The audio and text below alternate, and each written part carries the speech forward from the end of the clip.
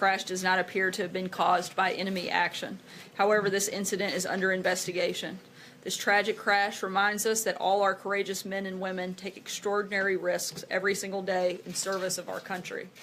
American troops, alongside their coalition partners, continue their efforts to defeat ISIS in Iraq and Syria and to prevent its reemergence. As the President tweeted, our thoughts and prayers go out to the families and loved ones of the brave troops lost. Their sacrifice and service to our country will never be forgotten. Looking ahead to next week, the President will be traveling to New Hampshire on Monday. The purpose of this trip is to further enforce the administration's commitment to combating the opioid crisis. As the President said in his State of the Union address, this administration is committed to fighting the drug epidemic and helping get treatment for those in need, for those who have been hurt so terribly. The struggle will be long and it will be difficult, but as Americans always do, in the end, we will succeed. We will prevail. As you all know, the last couple of weeks we have highlighted Democrats' unprecedented effort to stop the President from filling his administration with highly qualified nominees. Today we have a special guest with us to provide some additional details on that front. Marc Short, our Director of Legislative Affairs, will come up now to make a statement and take a few questions. Then I'll be back up after he's done to take your questions on other news of the day. Thanks. Marc. Hey, good afternoon. Since I know many of you are interested in White House personnel issues, we want to take a few minutes to discuss the historic obstruction that we have faced by Senator Schumer and Senate Democrats in confirming our nominees to enable us to fill out our White House. The Senate obviously has the constitutional responsibility for advice and consent. So what that looks like in real life is the President selects a nominee. They then undergo an entire FBI background check. They work with the Office of Government Ethics to deconflict financial issues. And that's a process that takes a good amount of time, a good amount of resources. Only then, after cleared through an FBI background check and the Office of Government Ethics, is a nominee submitted to the United States Senate. When they get to the Senate, they go through several additional evaluations, including meetings with staff, meetings with the members on both sides of the aisle. The nominee then undergoes a hearing, and the committee then votes on the nominee to get out of that committee. At that point, the nominee moves to the Senate floor for full confirmation. Traditionally, the Senate routinely confirms an administration's nominees once out of committee.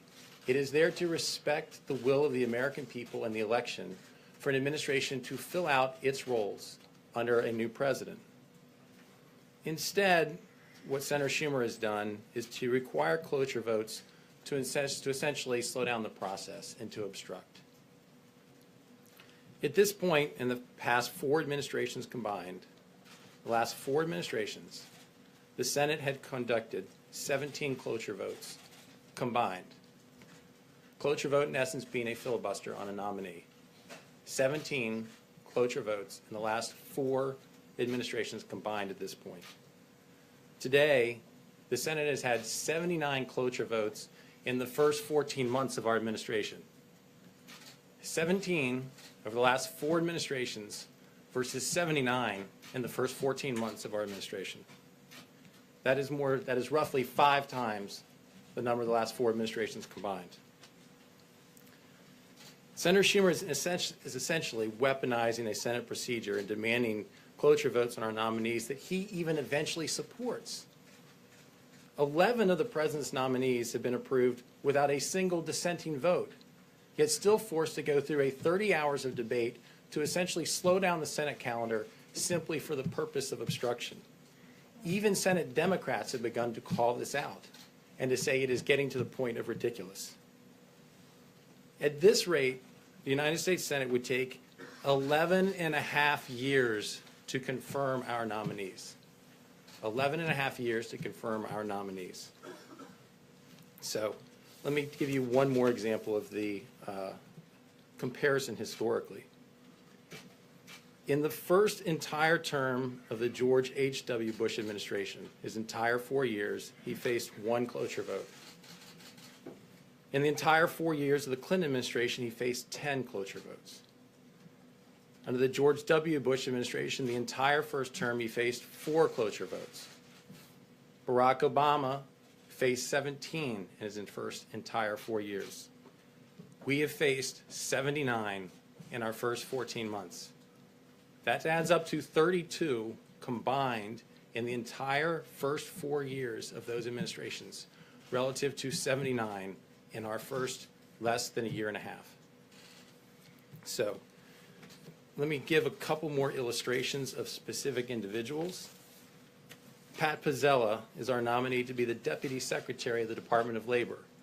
We still do not have a Deputy Secretary, a number 2 person at the Department of Labor.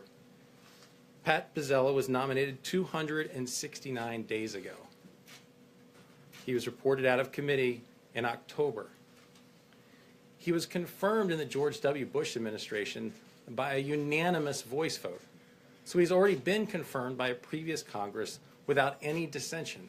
And yet, 269 days later, we still do not have a Deputy Secretary at the Department of Labor. At the EPA, Deputy Administrator Andrew Wheeler. He was nominated 152 days ago. Scott Pruitt still to this day does not have a deputy, a number 2 serving at the EPA. He was reported out of committee in November. Yalim Poblit will be Assistant Secretary for Arms Control at the Department of State when confirmed. Obviously, arms control is an important issue for national security and particularly heightened in light of upcoming negotiations with North Korea. She was nominated 298 days ago and has been previously a staff director of the House Foreign Affairs Committee.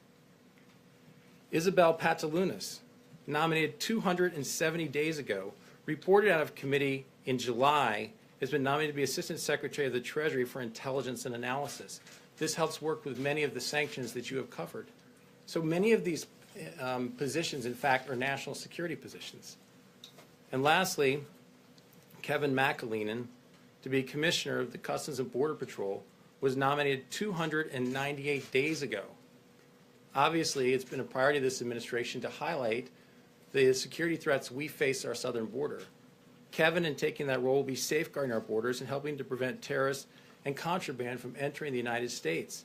Yet Congress and the Senate continues to dither and not have a confirmation vote. We're pleased that he finally got through a cloture vote last week. We expect him to be confirmed on Monday night. But 298 days later, as the American people have been anxious to make sure that our borders being secured, we still don't have a head of Customs and Border Patrol. So this level of obstruction is beyond historic. It is something that, as you, I know, are very focused on personnel inside the White House. We ask that you also shed light on the historic obstruction that's happened in the United States Senate to make sure that we are able to fill out our administration to do the job of the American people and to help make sure that our country is safe and secure. Thanks a lot, Mark. Thanks for coming out. You mentioned the plight of your nominee at the State Department for the arms control position, and you mentioned the need for having that person for the upcoming negotiations with North Korea. Yet you still do not have a nominee to be the U.S. ambassador to South Korea. Why is that? When will you have that nominee? And is that position also important for your efforts? Sure. I think that there's been several conversations about that internally with putting forward nominees that as they go through that process, in many cases it gets so delayed and so long that nominees have withdrawn from the process before actually being submitted to the Senate. So there's a couple examples where that's happened recently. That includes that post, but we've been having ongoing conversations about nominating someone soon. Yeah. On Rick Grinnell, the ambassador, President's nominee for ambassador to Germany, which senator is actually holding out the nomination, withholding unanimous consent? And why doesn't Senate Majority Leader Mitch McConnell just, and is there any reason given for withholding unanimous consent? And why doesn't Senate Majority Leader Mitch McConnell just force a vote on the nominee? Thanks.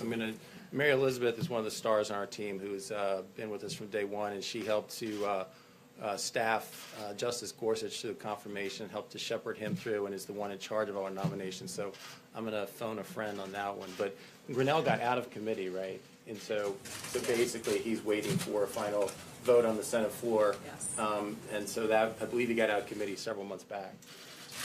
So he's another one that should be on our list of those that has been waiting. The challenge that Leader McConnell faces when you're not allowed to just bring up for a voice vote, you have to go through a cloture, then he has to prioritize these. And that is one more of our nominees that simply has been historically obstructed. Yeah. Well, thanks. You know well what goes on at Hill. This is part of the toxic nature that's been going on for several years. I mean, the Democrats are pushing back because of the Republicans. What are you doing to ease or water down that toxicity? What can you do? And secondly, explain to those who don't understand how it is that a minority party, when you control both the Congress, both the House and the Senate, how you're unable to get it through, because that is one of the big stumbling blocks for people to understand why you're complaining. Right. Well, I think that the reality is that this is a Senate process. It's not a House process. But as you nominate the candidate to the Senate for a personnel issue, the Senate has the ability to go through the nomination process, the committee process, but it requires a supermajority to get past the motion to proceed. And what the Senate has done is they've basically said, we're going to require a cloture vote on these nominees, where historically, once out of committee, they would bring it to the Senate floor, they would just require an up or down vote. And you say that it's part of the toxicity that's been going on for some time. I think that's the point we're trying to make, is this hasn't been going on for some time. This has not been the tradition of the United States Senate to do what they're doing right now under Senator Schumer. It has not happened. It's the numbers I went through. We faced, again, 4 times the number of cloture votes in 14 months in the last 4 terms combined, the last 16 years of the first term of the presidency. So this is not what's historically been done. See it as a reflection of, for example, when Obama was in office and the Republicans said they're going to make it their prime concern not to pass any legislation that Obama favored. Don't you see that as part of the problem? I think part of the challenge is the American people got so frustrated with the way that Washington worked that they elected an outsider to come to Washington to try to help fix it. What we're trying to do is to shed light on the way that this town works and the way that currently the United States Senate is broken. And yes, we are assigning that blame to Senator Schumer and his team of Democrats, because in many cases, even the fellow Democrats are saying the level of this is getting absurd, and it's time that we allow the president to fill out his administration. Don't bear any of the blame? I think the reality is the Republicans are moving forward for these votes. I do think, as far as one of the solutions, this is going to be obviously an issue for the United States Senate, but I do think that that this will force pressure to continue to see more rules changes in the United States Senate. Mark, specifically, Mark, does the president still feel, do you feel that Rule 22 should be amended or eliminated to prevent what you're describing, which are national security ramifications? I mean, you have a number of positions that you are arguing are essential to the national security of the United States, and you say that this is something that Democrats are obstructing to. Republicans have 51 votes. What should happen? I think that the United States Senate is going to continue to have internal conversations about potential rule changes, and I think it's a very fair question. I want to be very respectful of having a White House determine what the United States Senate rules should be, but I think by continuing to highlight it and recognize the level of obstruction, I think it continues to put more pressure on the Senate to address this internally. Are you concerned, by the way, well, I was just going to ask if you're concerned that this obstruction will carry over to the nominee for Secretary of State, the nominee for the CIA Director. Thanks. I think that obviously the current director of the CIA is somebody who is incredibly qualified. As people know, he was graduated top of his class at West Point, graduated top of his class at Harvard Law School.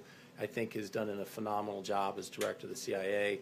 And when he went through that process, earned bipartisan support to be director of the CIA. So we would certainly hope that, considering only 14 months ago, 15 Senate Democrats crossed over to support his nomination, that they would also support his nomination to be Secretary of State. Likewise, we feel that Gina is uniquely qualified as somebody who has served in the CIA for 33 years, has been a station chief in multiple localities, has been commended by Democrats and Republicans alike for those that she served under in previous administrations. I think that she has incredible qualities. We're very excited about her nomination. We're excited that she would be the first female director of the CIA, and we would expect a quick hearing and moving forward the vote, because these are very critical national security positions. Mark, has the president had any personal conversations with Senator Schumer about this obstruction, in your words, specifically, as he's been having conversations about infrastructure and other matters? Has he had Senate Democrats over here? And why haven't we heard more from him talking about this? And also, do you believe that, just given the backlog here, how many more confirmation hearings can this Senate withstand as it leads to other potential personnel announcements that we may or may not be seeing in the coming days here? I think you're going to, I think the president has been vocal about this. I think that Perhaps I'm a warm-up act for him making a larger foray into this to make his case to the American people that the obstruction has gotten ridiculous. And yes, he's also spoken to Senator Schumer about his frustration with it. Is there the possibility that the president could offer something, make a deal where not everyone gets what they want, but has he offered anything to Senator Schumer in exchange for helping get some of these nominations through? I guess it's hard for me to understand what it is that we should be offering when the American people elect a president, elect a new administration to come in, and the expectation is they should be able to fill out their administration. The Senate has an advise and consent role, but why should we be offering making a deal on something that should be the normal process of the United States Senate? For us, that would be kind of hard to understand. I mean, in his conversations on DACA, has there been any suggestion, we would make some concessions on DACA if you help get some of our nominations through? I think on DACA, the president's been very clear that he wants to make a deal. I think he put forward a very rational proposal, one that even provided a pathway to citizenship for 1.8 million people. I think we're frustrated that so far Democrats don't seem to actually want to come to the table. They want to politicize the issue. We stand ready to make a deal on that. But again, I reject the notion that this is something that should be offered for them just doing their job. They should just do the job for the American people. It shouldn't be something we have to barter in order for them to just do what they're supposed to do. On DACA, is there room for a smaller deal? Are you working a smaller deal now? One that doesn't have all 4 pillars, but that might be part of the omnibus? As I said, the president has been very open to continue negotiations on this. He's anxious to get a deal. He believes that it's important to secure our border, but he also believes passionately that these are people who have been in our country working productively, and in order to get a DACA permit have been obeying the law. So he wants to protect them. We're anxious to find a way to get a deal. That's a yes. Please. Just to be clear, Mark, do the challenges of getting personnel cleared through the U.S. Congress prevent the president from changing the makeup of his cabinet right now if he wanted to? No, I think I believe that the president always has the ability to make the changes that he wants, and I don't think that when he's ready to make a change, he'll do that. I'm not sure that he's worried about what that process is, but again, I think our challenge is our requirement is to put forward quality people. And if you look at Gina and Director Pompeo, they're incredibly qualified. We think they'll make enormous contributions to the administration and for the American people. And so we certainly hope the United States Senate will confirm them quickly. One Thank you. Thanks for coming. Thank you, Mark. And because it's Friday and it's St. Patrick's Day weekend, I'm sure you all have very exciting plans. We'll take a few questions and then let everybody get out of here. Phil, go ahead. Yeah, Sarah, an attorney for the porn star known as Stormy Daniels said this morning in a television interview that she was physically threatened to stay silent about her affair with President Trump. I'm wondering if you've talked to the president about that, if he knows who might have threatened her, and more generally, if he has any concerns about women accusers being threatened in that way. Obviously, we take the safety and security of any person seriously. Certainly would condemn anyone threatening any individual, but I have no knowledge of that situation and would refer you to the president's outside personal attorneys. Did the president have anything to say about it? I haven't spoken with him about that specifically. Catherine? Sarah, we're hearing a lot from staff behind the scenes saying they're on edge, people are worried, they don't know what's happening in terms of staffing, exits, firings. Has the president or the chief of staff made any kind of assurances to staffers today about what's to come? The chief of staff actually spoke to a number of staff this morning, reassuring them that there were personnel changes, no immediate personnel changes at this time, and that people shouldn't be concerned. We should do exactly what we do every day, and that's come to work and do the very best job that we can, and that's exactly what we're doing. That's exactly what we're focused on, and many of us have relayed that to other staffers that weren't part of that meeting, and we're going to continue to focus on having record success in this second year as we had in our first year, and we fully expect to do that, and we expect that to do that as a staff and as a team. Kevin? Thank you, Sarah. Life sentences for drug dealers as part of the effort to fight opioid abuse and distribution. I'm just curious about the president's plan with respect to that and his thoughts on that. I know that you don't want to get ahead of what he may be about to announce, but broadly speaking, is the ultimate penalty something that should be on the table when it comes to dealing with drug dealers and opioid abuse? I'm not going to get ahead, as you said, of any potential policy rollouts that we may or may not have here at the White House. I can tell you the president is headed to New Hampshire on Monday to reinforce the administration's commitment to combating the opioid crisis. This builds on some of the previous action that the administration has taken, and we're going to continue to look for ways that we can combat that crisis. But in terms of specifics on a rollout, I don't have that. What I can tell you are some of the things that we have done, particularly with the president's budget, where it included $10 billion for HHS to combat the opioid epidemic by preventing opioid abuse and helping those who are addicted get access to overdose, reversal drugs, treatment, and recovery support services. Also empowered Attorney General Jeff Sessions, and he has announced the establishment of a team to help federal enforcement disrupt online illicit opioid sales. The Department of Veterans Affairs became the first hospital system to release opioid prescribing rates, and President Trump also signed the Interdict Act, which authorizes the appropriation of $9 million to U.S. Customs and Border Protection to prevent, detect, and interdict the unlawful importation of fentanyl and other synthetic opioids. Those are some things and steps that the administration has taken in terms of additional things and policies that we may roll out. I'm not going to get ahead of any potential announcements that may or may not happen next week. Teresa? Thank you. Sarah, you took to Twitter last night to ensure the public that McMaster's job was safe. But has the president spoken directly to either McMaster, Carson, Shulkin to tell them that their jobs are in fact safe? Again, like I said last night, and I'll echo it again, I spoke directly to the president last night. He asked me to pass that message along to General McMaster. I know the two of them have been in meetings today. Whether or not that came up, I don't know. But again, our focus is not on a lot of the news stories that you guys would like us to be focused on, but we're actually focused on what the American people want us to do, and that's to come here and do our jobs. General McMaster is a dedicated public servant, and he is here not focused on the news stories that many of you are writing, but on some really big issues, things like North Korea, things like Russia, things like Iran. That's what he's doing, and that's what we're going to continue to be focused on every single day that we show up for work. Pointed out, there is an issue when you look at the number of people that you're hoping to confirm.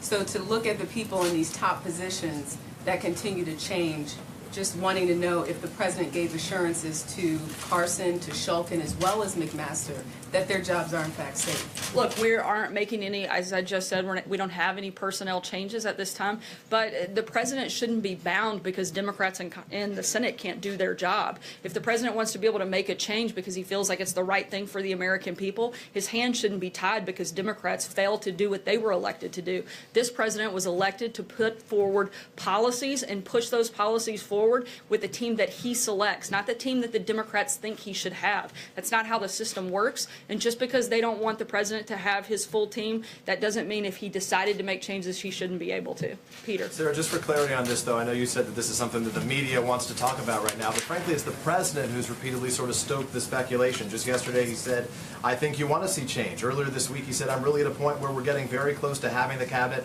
and other things that I want. So isn't it the president himself who's sort of creating this aura of, some use the word chaos, but simply put, turmoil or a potential upheaval within the West Wing and, frankly, across the administration? Taking two sentences out of the thousands of remarks that the president makes and trying to make it look like that's the entire focus of his administration is a little bit I'm at a silly. point where we're getting close to having the cabinet and other things I want. There will always be change. I think you want to see change. Yeah, Those aren't and my words, they're his words. he just nominated two new people to be part of his cabinet. So we are getting close. We'd like those two individuals to be quickly confirmed, quickly put through that process so that they can take a seat at the table, so that they can continue to engage with the president on big issues that actually matter to the American people. But immediately, Sorry, I'm going to keep moving. Initially, you said he had the best people, so that's my question.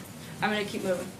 It's been a week since the U.S. accepted the North Koreans' offer for a meeting. Can you give us any update? Has the U.S. had any direct or indirect contact with the North Koreans, or are you still relying right now on this offer from the South Korean delegation? I'm not going to go into details on the internal U.S. government preparations, but I will say that this is a comprehensive approach in support of the president, and we're continuing to move forward with those conversations. Anything on timing? I know there's been talk of Still May. no updates on time or location. Dave? Thanks, Sarah.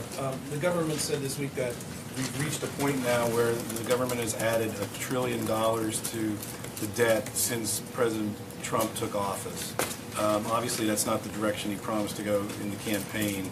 and he really doesn't talk about deficits much anymore.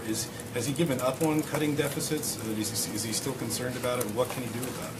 Of course he's still concerned. That's one of the reasons that the very first budget they put forward tried to address some of those concerns. We're continuing to look for ways that we can cut government. I think we've done that in a number of ways through the deregulation process, cutting out a lot of inefficiencies in government, and we're going to continue to do that and continue to push for policies that will help us reduce that. John? Thanks a lot, Sarah. It's also been a week since the president announced that he will impose those stiff sanctions on imported steel and imported aluminum. And today the EU published a list of American products that would be targeted in retaliation for the tariffs the president intends to impose. It's an exhaustive list. Agriculture products, orange juice, motorcycles like Harley Davidson, and blue jeans, tobacco, motorboats.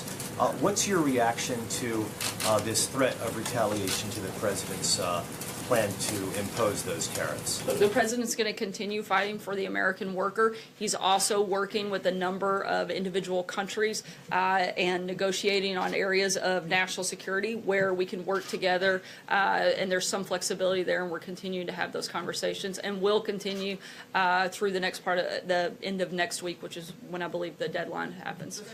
On that, in your view and the administration's view, would those EU tariffs hurt American workers? Would they hurt American industry? Again, we're going to continue to have those conversations with individual countries, and we'll keep you posted on specific policies that happen. Trey? Yeah. Sarah, you're calling for quick confirmation of the CIA director. And Senator John McCain put out a statement calling for further scrutiny of her record, and in particular, what he called, a really dark period of torture and what he calls torture. So are you concerned about that nomination? It looks like it could be one or two Republican senators who would be against it. Again, we're highly confident and certainly very excited about the nomination of Deputy Director Gina Haspel to take over at the CIA. She is an incredibly qualified. She's someone who has been in the CIA for over 30 years, has the respect of both Republicans and Democrats. There have been a number of Republicans who have come out and praised this nomination, and including Senator Feinstein, a Democrat, who came out in support of her today, as well as people that have worked with her a number of years from both sides of the aisle that have very good understanding of the type of individual she is, but everyone from Leon Panetta to James Clapper that have praised her work and support her in this process. You're going to brief committees, I'm sorry? Well, you'll brief committees about whatever they want to know about her tenure running the CIA black site. I'm sorry, can you speak up a little bit? You're going to be, the White House is going to be as fulfilling as possible about requests regarding her tenure running a CIA black site in Thailand.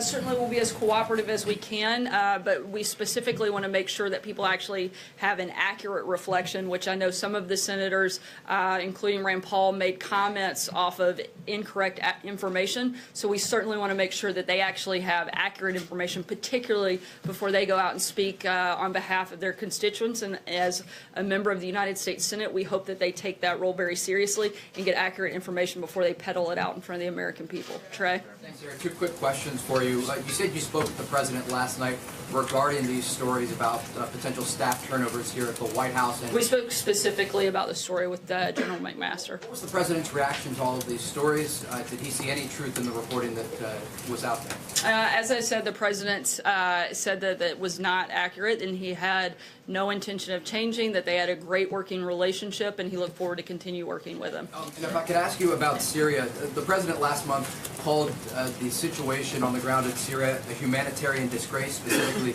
in the suburb east of Damascus. Is the president taking any steps to try to correct this humanitarian disgrace other than releasing statements by the administration? We're continuing to look at all different ways the U.S. continues to denounce the Syrian regime and their violations of the United States Security Council, and we're going to continue to look at this, and we'll make determinations and announcements as we move forward. John? Yeah. Thank you, Sarah. Turning away from personnel within the administration and personnel in the midterm elections, Danny Tarkanian, the insurgent candidate against Senator Hiller, abandoned his candidacy to run for the House, he said, at the urging of the president. Will the president be involved in other contested primaries involving Republican incumbents and try to discourage these kinds of challengers, who I might add more often than not are backed by Steve Bannon and Sebastian Gorka. I can't get into any specific races due to a little thing called the Hatch Act, but I can tell you that the president is going to continue to support people that support his policies and his agenda, and certainly those will be the type of candidates he would look to support. Olivier? Thanks, Sarah. A couple in North Korea. One, I want to go back to Shannon's question. Has the United States received any direct or indirect confirmation that the North Koreans are interested, or is the United States still acting on the South Korean representation of their negotiations? Again, I can't get into the details of the preparations and the progress being made, but I can tell you that we're continuing to move forward in hopes of having the meeting take place. And then seizing the opportunity offered by Mark's presence here today, my understanding from talking to people in Congress is that the administration has been asking lawmakers to hold off on any new package of North Korea sanctions, telling them both that the executive branch powers are sufficient in case should the need arise to impose more, but also to avoid inflaming the situation. Would either you or Mark address that? I know that we are continuing our maximum pressure campaign on North Korea. We're continuing to ask our allies to engage in that maximum pressure campaign, not to let up at any point for any reason until we see real progress on the promises that have been made by the North Koreans. Beyond that, I can't get into any conversations. Take one last question, Jeff. So we are about to enter the 15th month of this administration. Why is it that there is still a need for change inside the president's cabinet or among his circle of advisors? Look, as we've said many times before, you want the right people for the right time. And as policy priorities change, that means that sometimes you're going to have personnel change. That's not different for this administration as it has been in any other administration, and we're going to continue to add new staff regularly. I'll take one last question. Sorry, Enjoy the drama. I did tell her Enjoy the before drama. Sorry, Jeff, I'm going to go to your colleague here. Last question. Thank you.